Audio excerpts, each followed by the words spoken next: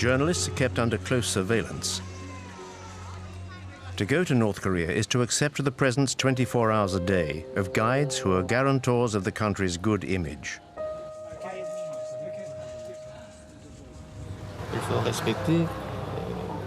The law must be respected. We do not allow French journalists to go out alone. Our country, North Korea, does not like the French. Why? Because they took part in anti-North Korean operations. There never were any French operations against North Korea. But in Pyongyang's eyes, every foreigner is a potential enemy who has to be closely watched. It's the sworn duty of each guide to chaperone the visitor and regurgitate the regime's propaganda. Even these official North Korean guides may not be filmed.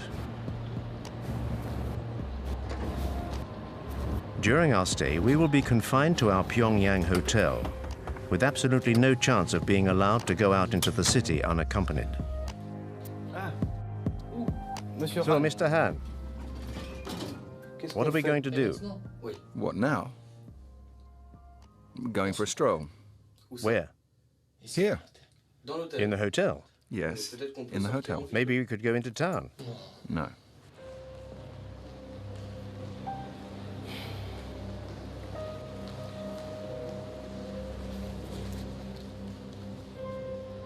Having spent several hours wandering around the hotel lobby, we finally get authorization to go out. Any trip is pre-programmed and serves the objectives of the propaganda machine. The house where the founder of the nation was born reminds foreigners of President Kim Il-sung's heroic deeds and helps to affirm the family's legend. When she was 14 years old, the president left his native home, Mangyongdae, firmly determined not to return before Korea became independent. Since then, the president led the 20-year-long arduous anti-Japanese armed struggle to a shining victory and finally liberated our country. So our country... Hundreds of North Korean soldiers are taking part in a mandatory pilgrimage to honor the eternal president's memory. From the grandfather, Kim Il-sung, to the present incumbent, his grandson, Kim Jong-un, the leaders are as one in official pronouncements. Well, we now have the respected Comrade Kim Jong-un as our Supreme Commander. He is exactly like the President Kim Il-sung and the great General Kim Jong-il in his ideal leadership and in his humanity. So our Korea will always emerge victorious in the future too, under the wise leadership of the respected Marshal Kim Jong-un.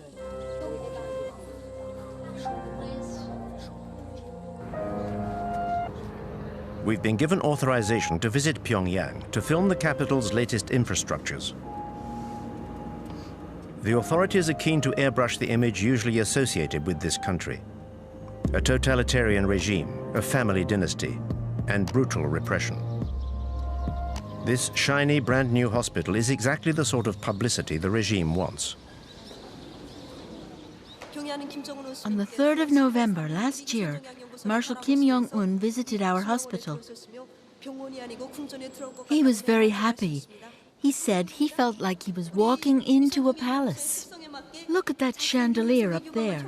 That is our emblem. It represents a woman's bust. This is the room which our glorious leader, Kim Jong-un, visited on the 3rd of November. Come in.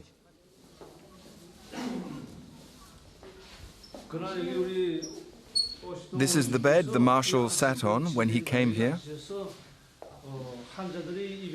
He asked how long the patients stay here. And Marshal Kim Jong-un sent us this 42-inch television the day after his visit. So you sleep here, is that right? You're a patient here? Yes. Do you speak French? A little. What a stroke of luck. The first patient we meet and she speaks French. How much longer are you going to be staying here? A week should be enough, I think. Wearing her hospital clothes, this patient is giving the performance of her life in this well-directed play.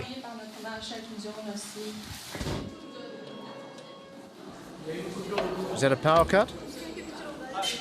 But reality soon kicks in again. Do you often have power cuts? No, very rarely.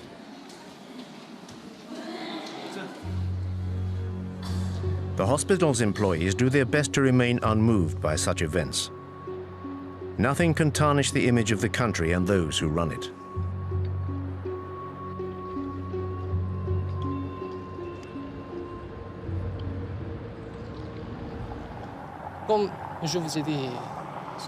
As I said to you this morning, our country is at loggerheads with the USA, Japan, and South Korea.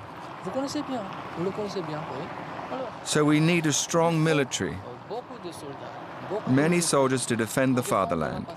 There is always tension in the Korean Peninsula.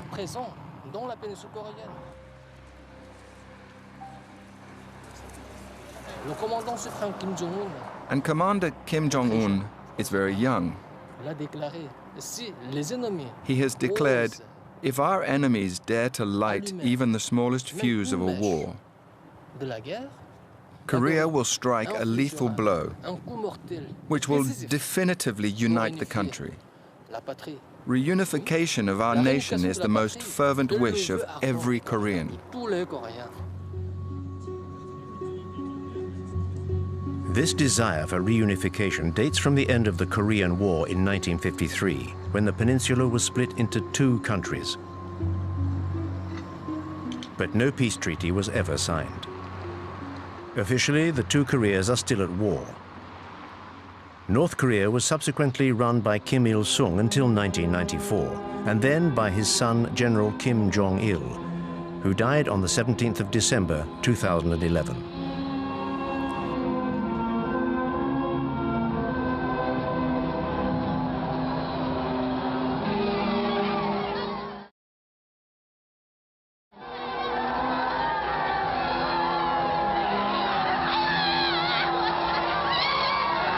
Kim Jong-un, son of the late Kim Jong-il, has been in power for 3 years. In life or in death, the Kim dynasty's power over 24 million North Koreans endures.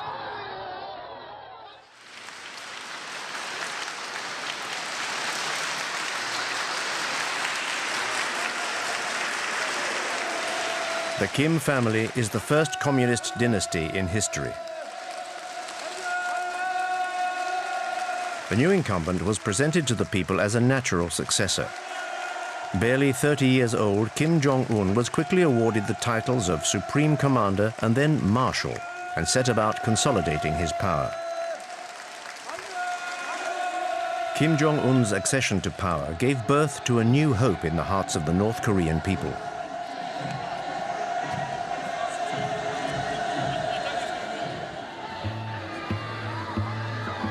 More of a modernist than his father, he built theme parks and was accompanied at public appearances by his wife. No North Korean leader had ever been seen to be so liberal before.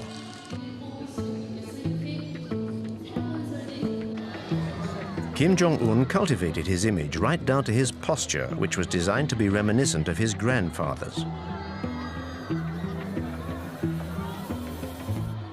Propaganda has now established him as the third strongman of the North Korean nation. The leader is the country's brain and the people are its body. Our guide is here to remind us of this. Marshal Kim Jong-un is exactly like General Kim Jong-il in his human virtues, his political leadership, and his philosophy. Therefore, everybody respects and idolizes him. The guide's rhetoric is always the same. Under Kim Jong-un, devotion to the leaders remains almost religious. Like all transient foreigners, we are constrained by the regime's demands.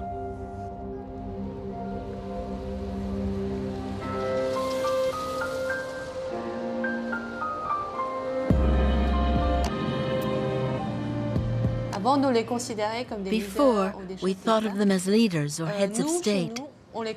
Now we think of them as our family's fathers, be it children or old people, be it men or women. The entire Korean nation considers them to be our fathers. In his 3 years of absolute power, Marshal Kim Jong-un, like his father and grandfather before him, has become part of the intimate fabric of Korean families. This retired scientist and her granddaughter are typical of this devotion to the regime. What are your feelings towards the Marshal? Like everyone else, I feel that Marshal Kim Jong-un is the embodiment of our destiny. He is our future and a father to us all. You foreigners could never understand how much we venerate our Marshal. The whole Korean population places its future and destiny in his hands.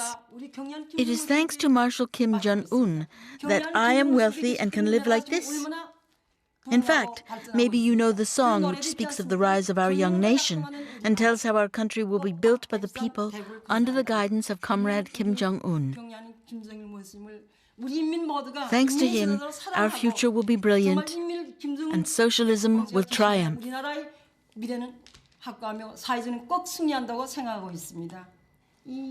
How about a song?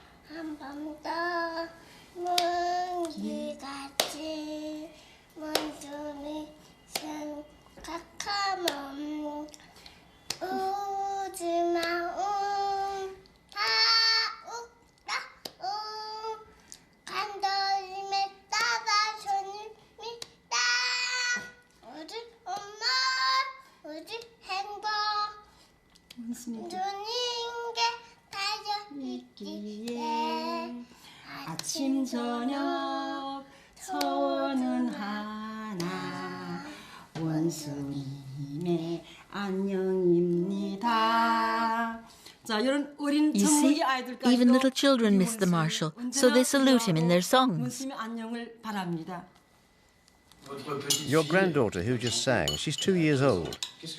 What kind of future do you want for her? What kind of country will she live in? I feel sure that she will live in a strong and prosperous country that will incarnate the might of Mount Baekdu. That she will live in a world where she will have no cause to envy others.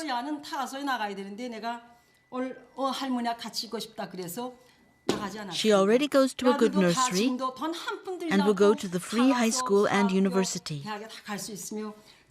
We hope she's going to be a scientist like her grandfather. We would like her to contribute to our nation's developments in science and technology under the guidance of Marshal Kim Jong-un.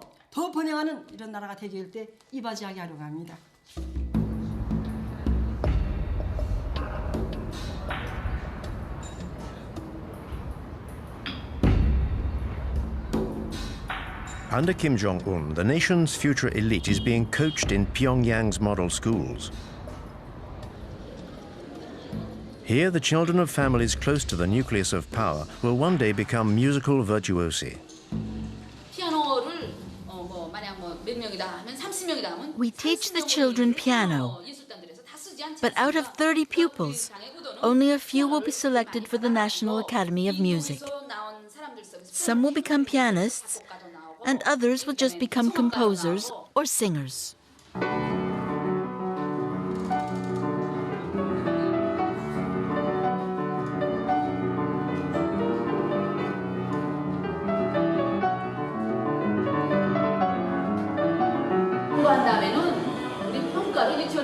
Our junior school gives out these red stars as rewards to children for good work. And when they see these stars, it also makes them want to join the army.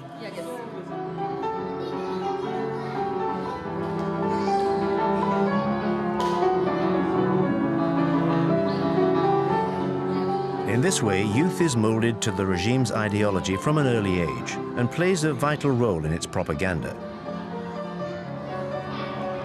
The children have to be adorable. They're cosseted and well-fed. These are the regime's privileged few, the keepers of its eternal future.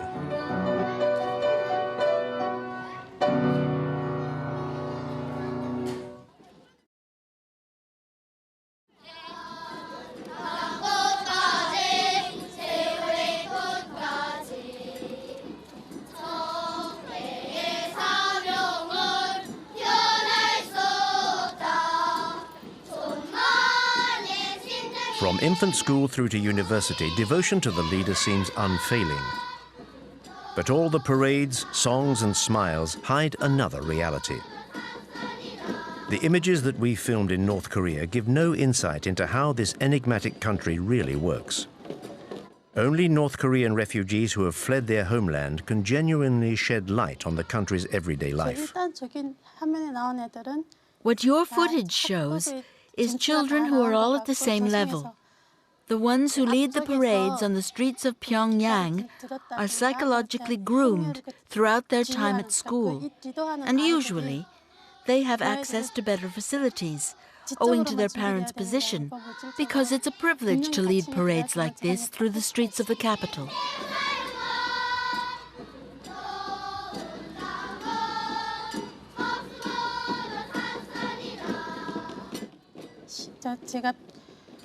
The difference between the kids from Pyongyang and the kids from the countryside is their size.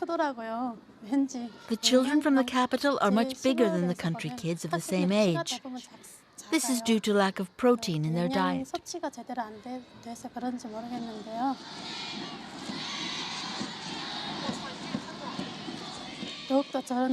Now a whole host of new songs glorifying Kim Jong-un is being taught to the children. And they teach them to us, their parents. If children sing any song that is in any way critical of North Korean socialism, they're censured in front of their classmates.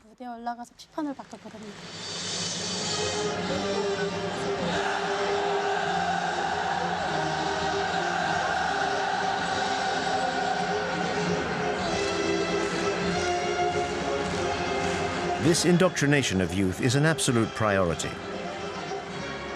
At the heart of this education lies a rabid patriotism.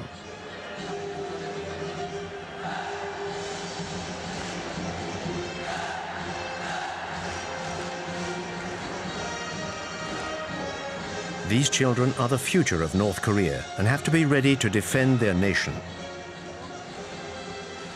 These mass spectacles are designed for the North Korean nation to promote its sense of power.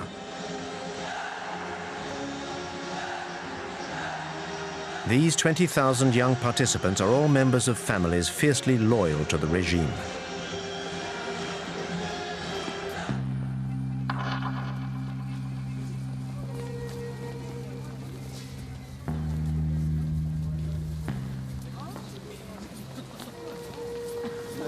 These Pyongyang citizens are an essential part of the regime's rhetoric, at its very core. Students, teachers, and high-ranking military officers whose loyalty is beyond question. These men and women from the capital's elite are the only people allowed to meet foreigners. Like the Park family, a couple of university professors hand-picked by our guides. The Park family's exemplary conduct has enabled them to move into this block of flats. I'm still emotional talking to you now. We used to live on Mansadong Hill over there, in a flat on the 15th floor of a building, where those two statues of our leaders are. We were given this apartment on the 2nd of July 2012. Marshal Kim Jong-un came to visit us on the 4th of September 2012. He looked at every room, even the bathroom. He turned on the tap and the water ran freely, so he was very pleased. I couldn't believe how lucky I was to be able to live in a flat like this. When our Marshal Kim Jong-un visited us, I even asked him, "Dear leader, why is it that a family like ours is allowed to live in such a luxurious apartment?" The Marshal said, "In our society, teachers and their families are the people who are entitled to the greatest respect. If people like you can't benefit from living in a place like this, then who can? You deserve to live here." That's what the Marshal told me. A model flat for a model family. Happiness, North Korean style, is, like everything else, stage managed. In order to ensure their loyalty and to disguise the iron rod hanging over the population, Kim Jong-un has transformed Pyongyang into a shop window for the regime's privileged few. Our Marshal Kim Jong-un is trying to ensure that all our people can enjoy a happy life. He wants the people to be able to live in a civilized country, a civilized and socialist country. It is his will and his intention that the people may one day enjoy a very modern lifestyle. This shows that we're trying to develop not just the leisure industry, but also sport, healthcare, and culture. We're trying to live in a more civilized world, basically. The despot Kim Jong-un has decreed the North Koreans should have fun. The country has supposedly entered a new era with fun for everyone. At least, that's the image that the authorities want to display to foreign visitors. On the outskirts of Pyongyang, this equestrian center is Marshal Kim Jong-un's latest creation.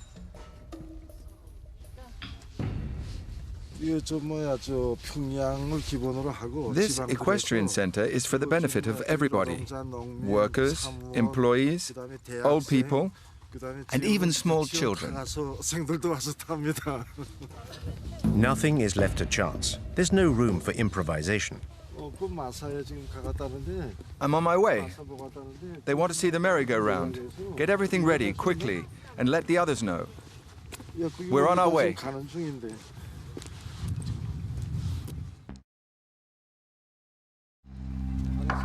The horse symbolizes North Korea's power. If you believe what the North Koreans say, the Kim family comes from a long line of horsemen. The legend surrounding the supreme leader continues. Between 1990 and today, Marshal Kim Jong-un got on a horse 300 times, advised and coached by General Kim Jong-il. He worked very hard at it. In order to become a great horseman, he studied and read many books which enabled him to master every aspect of horse riding. That's why he's such an expert now. The myth surrounding Kim Jong-un borders on the grotesque. Indoctrination seeps into every aspect of life. Our presence here serves to export this ultra-propaganda across the country's borders.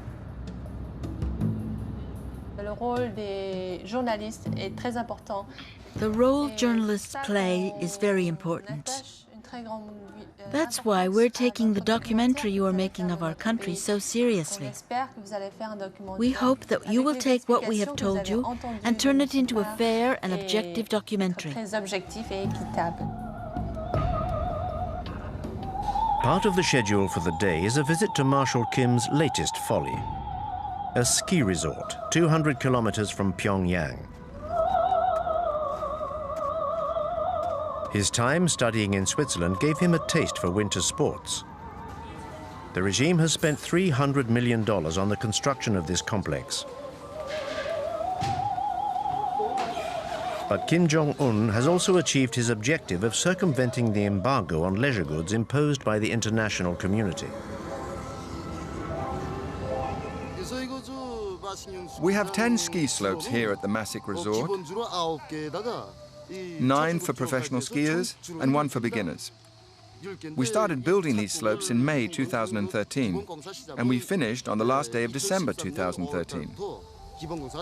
That's what the Marshal required, and we achieved it. Our leader even promoted our resort all over the world.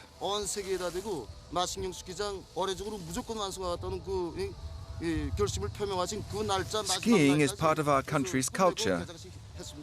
And so Kim Jong-un wanted this resort built to develop our civilization.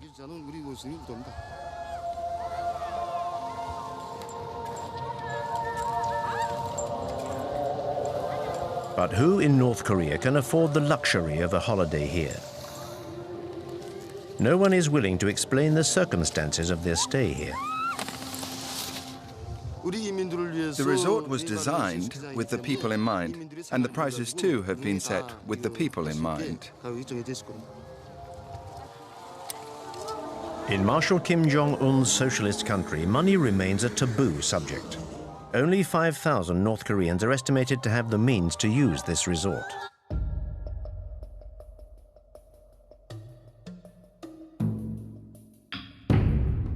In the opinion of this North Korean refugee, these new facilities are unacceptable.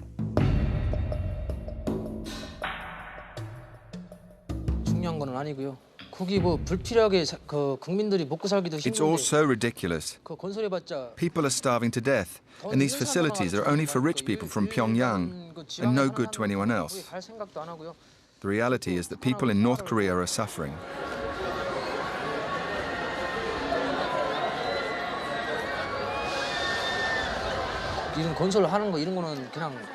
When I see all these leisure facilities being built, I think to myself that it's just to placate the people and show people abroad that the country is capable of achieving these things. All the money spent on building these things could have been redistributed throughout the population. This is just throwing money out of the window. North Korea's economic difficulties do not stop the regime from spending money hand over fist. Every 2 years, Pyongyang puts on a film festival open to foreigners. This is a way for the authorities to present an image of cultural and material prosperity to the world.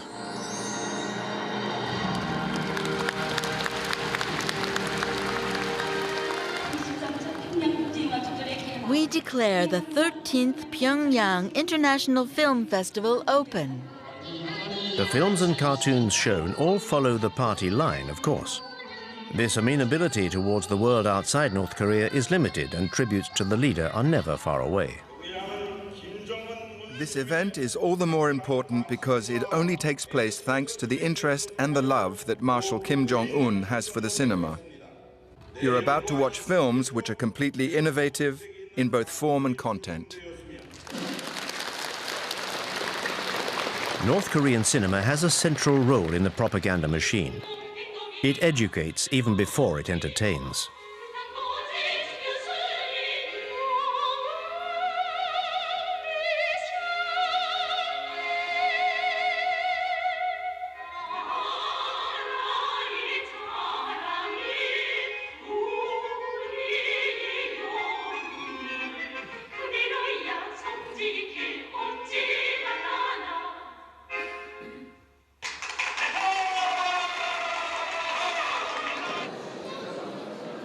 The film festival also allows the regime to present itself in a good light, a message relentlessly driven home by the Ministry of Culture.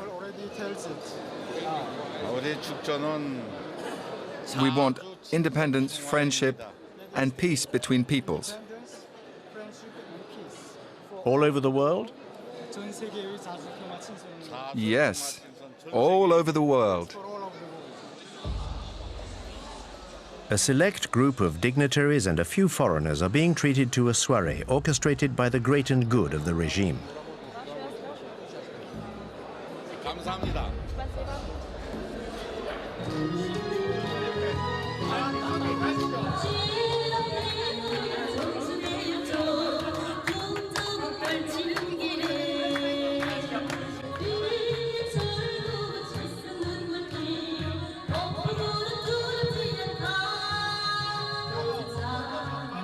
But behind this facade of a smiling, prosperous North Korea, the regime maintains control over every citizen's life.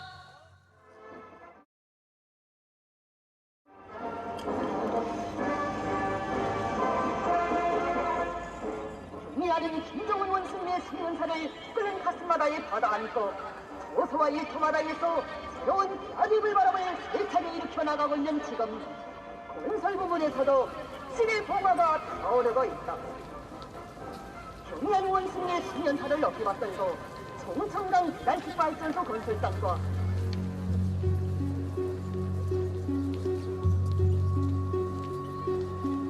In this country of supreme leaders, even the smallest event is an opportunity to pay tribute to the leadership.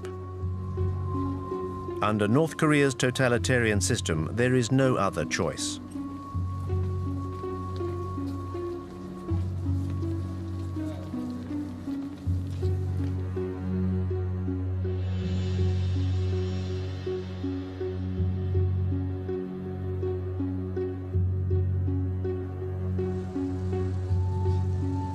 To commemorate the 60th anniversary of the end of the Korean War, the population of Pyongyang is requisitioned to pay tribute to its army. General Kim Jong-il said, "To safeguard our country, one can live without candy, but one cannot live without bullets." Our guide's words are directly influenced by the Songun doctrine, devised by the former leader Kim Jong-il, which gives the army the dominant role in building North Korea's socialism.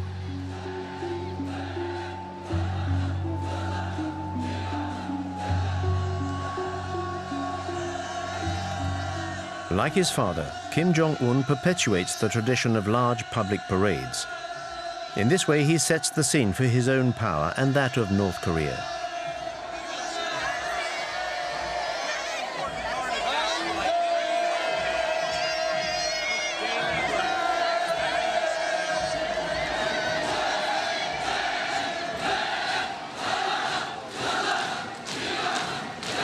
The army is the keystone of the regime, with 1 million North Koreans enlisted and 1/3 of the population reservists.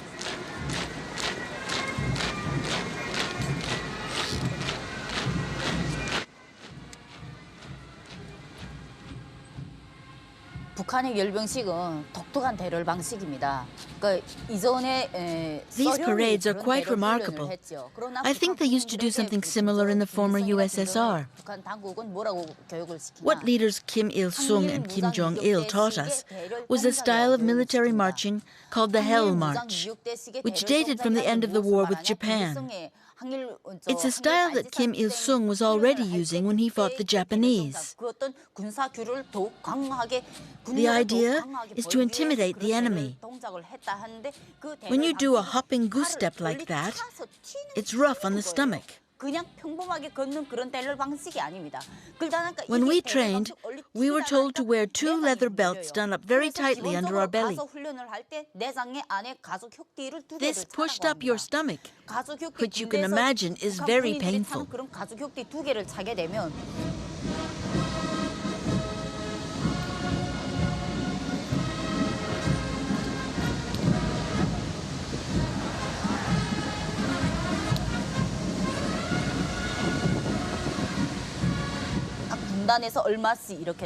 I took part in training for these parades while I was a student at military college.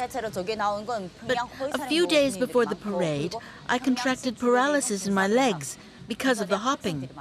So I was unable to take part and had to go back to college.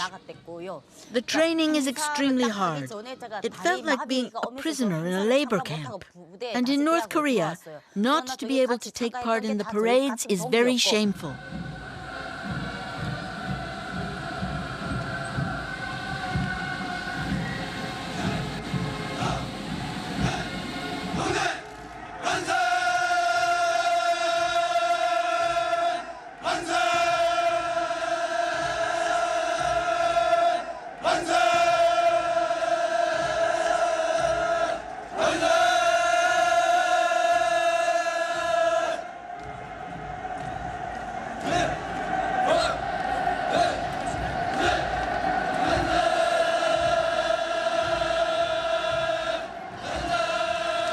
In order to establish his authority over the army and the party, Kim Jong-un took his inspiration from the darkest days of Stalinism. In December 2013, the young dictator began a violent purge of the state's apparatus. Any officials who could have got in his way were brutally eliminated, beginning with his own uncle, Jang Song-taek, who was very influential at the heart of the regime.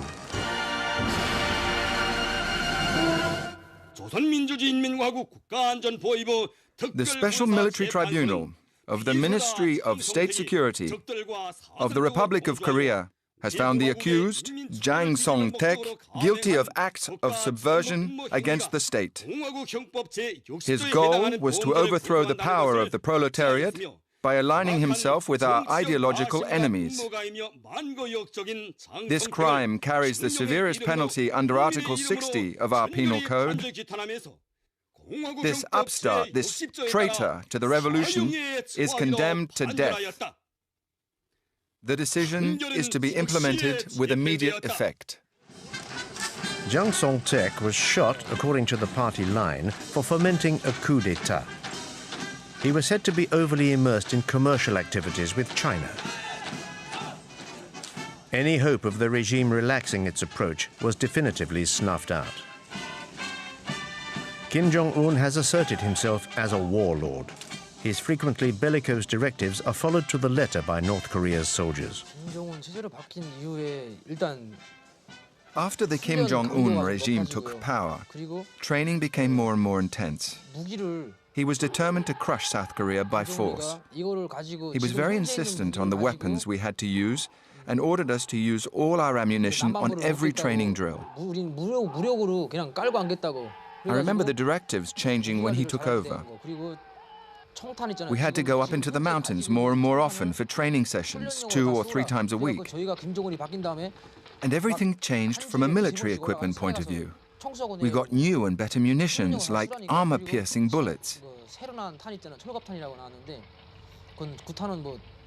I think Kim Jong-un wants to prove to Koreans that he is capable of preparing the country for a war against South Korea.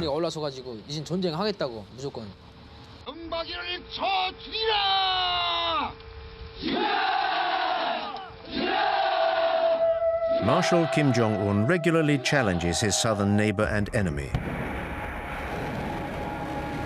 The regime's belligerent rhetoric goes hand in hand with provocative acts such as nuclear trials or military maneuvers.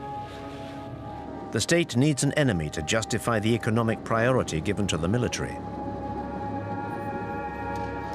This policy operates with no regard for the population, which outside Pyongyang is still vulnerable.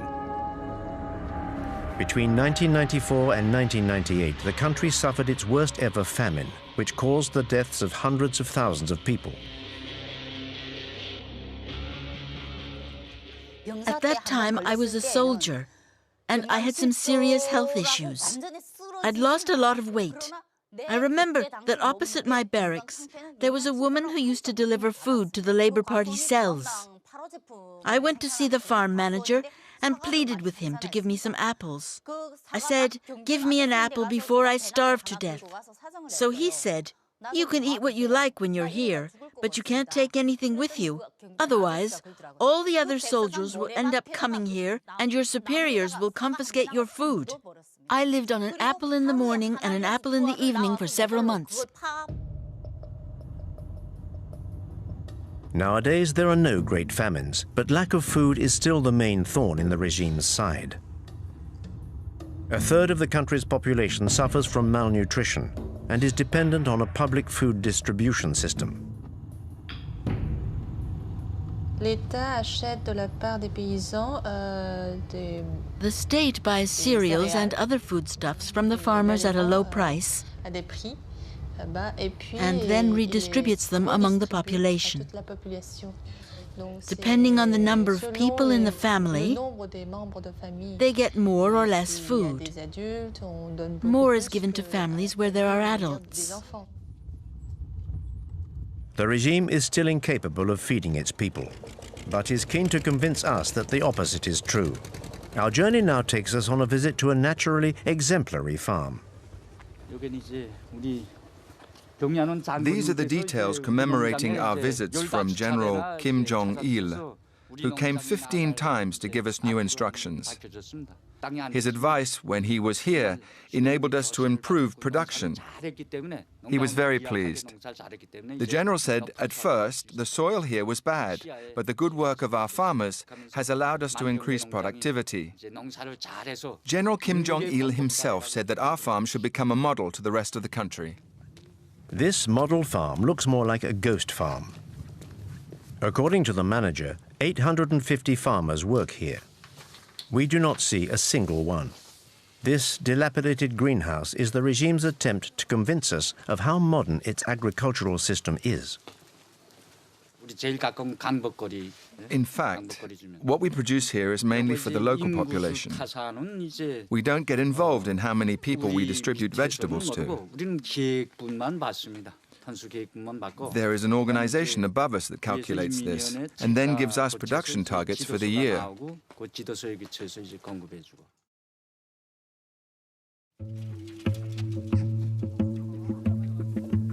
But the targets set by the authorities are unattainable. In order to help the farmers, the regime takes its inspiration from the Maoist model and sends the army into the fields.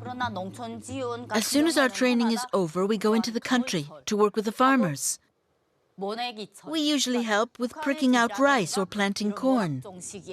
Every regiment is billeted to a farm near its barracks. The commanding officer might say, this barracks, you go to this farm, or whatever.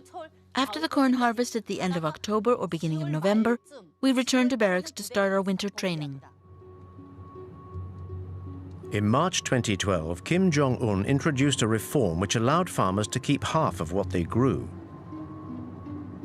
But a lack of fertilizer and farm tools prevents the country from being self-sufficient, and this fundamental principle remains out of reach.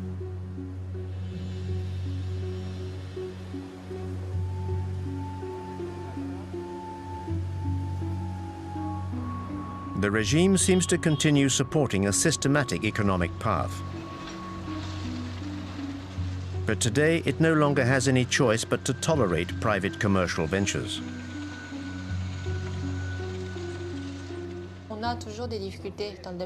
We still struggle economically. There are still obstacles to overcome, but under our marshal's leadership, everyone can enjoy a stable lifestyle.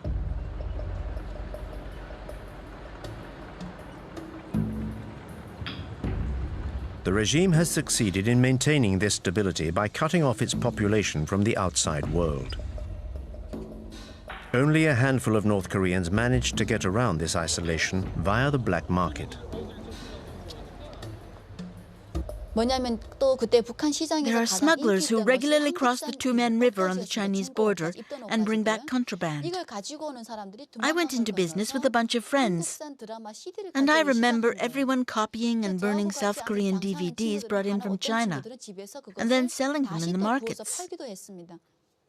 In North Korea, buying DVDs like this is expressly forbidden and goes against the regime and the law. It is actually dangerous to even own them. But there are fewer controls in the evening, so people get together around 10 or 11 and stay up until dawn, watching recordings of popular TV series.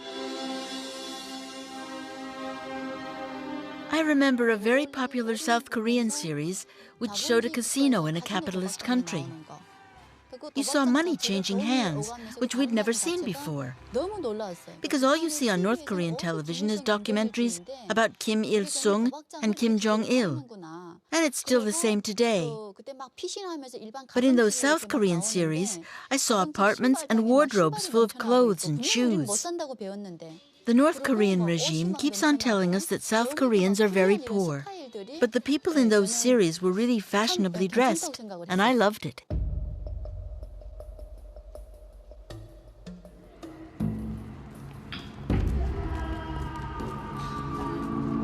According to these refugees, this new merchant elite could be the catalyst for change within the country.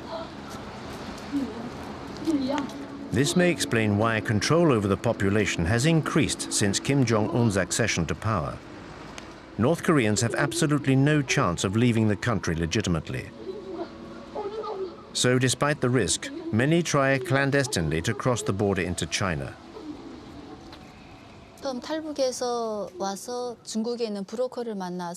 The first time I fled North Korea, I met a middleman when I arrived in China and was sold to a Chinese farmer.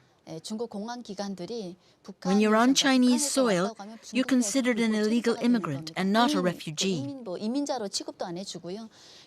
I ended up getting caught, and the Chinese authorities sent me back to North Korea. I was sent to a labor camp for a year. I was beaten for 3 days. The first few days are meant to frighten you and make you confess your crimes. Once you've confessed, you're sent to a labor camp or to prison. When they were torturing me, they prevented me from sleeping, and they hit me here, in the eye.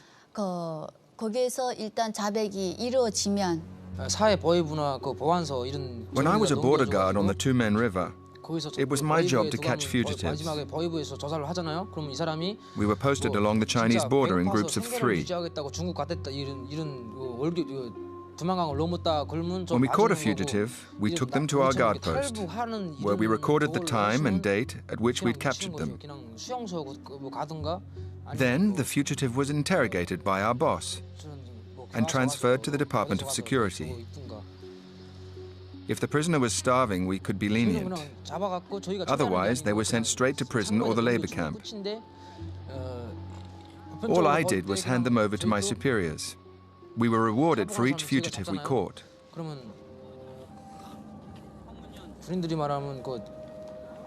I stopped about 8 people from escaping across the Tumen River into China. If you catch 1 fugitive, you get a medal. If you catch 5 in the same year, the Labour Party awards you prizes and even holidays so that you can go home and see your family.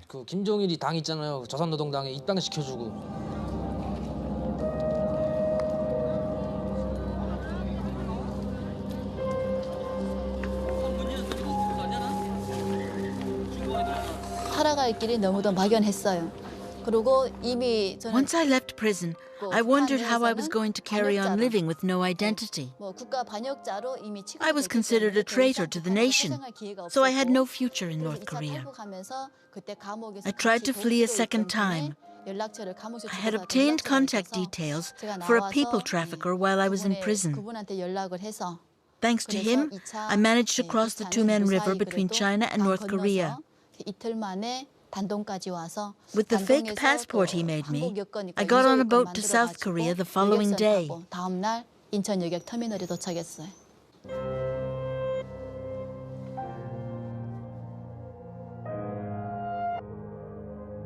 The ruthlessness of the regime and the disastrous economic situation have forced over 200,000 North Koreans to flee their country. 25,000 have made it to South Korea. Despite some early hope, Kim Jong-un's accession to power has not changed the nature of the regime. Never before has the contrast between the reality of this country and the image it tries to portray been so glaringly obvious.